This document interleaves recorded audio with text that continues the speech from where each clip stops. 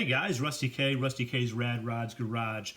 Wanted to bring to you a quick how-to, or at least an attempt at a how-to in a situation I had to overcome, and that is how to make blacked out windows with acetate if you're going to do a curbside type of car. This came about because doing the 50 olds, I have several of these kits and realized I did not have an interior for this. So subsequently, I did Frankenstein an old kit, so I do technically have an interior if I want to do it this way, and I did do some of this here, but I decided I'm going to continue with doing or attempt to do a blacked out curbside look for this. So when doing that, I went out and got a couple different things. I went and got some of these clear acetate sheets. These are 6x6s, right? And then I also ordered off of Amazon some of this, it's called the Mega Format Flexible Plastic. You can sort of see it there. And this is a nice thick plastic. You can do a lot with it, but it doesn't have the sheen that I really wanted as far as a tint. You can still use this, it looks great, and it would work fine. But what I think I'm going to do is, first thing I did was I put some paper up inside the window here, right? And I ended up cutting out a template. So I just basically put the paper in there and drew a line around, traced it, right? And then I went out about 1/8 of an inch on each side to give myself space to glue in here. So I'll show you what some of the testing things that I did. This is the acetate, the black, or just a clear acetate. And what I did is I sprayed this with one side, the back of this is sprayed with the Vallejo glossy black acrylic. And the other side was sprayed with enamel, a black enamel from Testers. And I left myself a few squares here to play with something else I wanted to. So if you look here, you can see that on one side, the acrylic came out a little flat, right? Which it says glossy, but that's how it came out. The enamel came out okay, but you know, I sprayed it on with just out of the rattle can, so I have a couple bubbles. But if you look at the opposite side, you really can't tell which is which.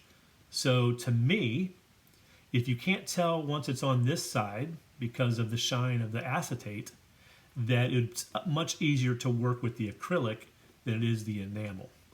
So what I did is I got a couple cut out here, and I'll show you what it looks like. This is after I traced it out, took some scissors, right? Cut this out.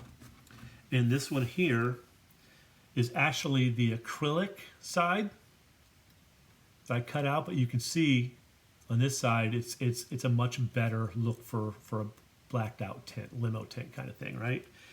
This here is what I attempted to do was I cut out the big sheet of this with my template as well, and then I went over it with some gloss Testers clear coat lacquer to see if I can give it a sheen, a little bit, but not as good as the enamel or the actual clear acetate, right? So what I'm going to do next will be attempting to, I'm not going to do this on camera because I'm going to play with it on this other body here, but this is what the effect should look like when it's done. Once I use the glue to glue this in, this will be the effect that I'm looking for around the whole thing. So I still have to cut the windshield, and I already have my template set for the other side. Just have to cut the windshield out and the rear window, and then glue these into place. And like I said, I gave myself a little bit of room on each side. That way I have room to glue that in. I'm not sure what kind of glue I'm going to use. I may use my regular Windows glue for this. I haven't decided, but pretty easy to this point. Just have to get it glued into place, and we'll see how it goes. So my recommendation really is the clear acetate sheets that I got these at Michael's. So far, these seem to be working best with what I'm going to do, and then we will see what the end of the finished outcome looks like.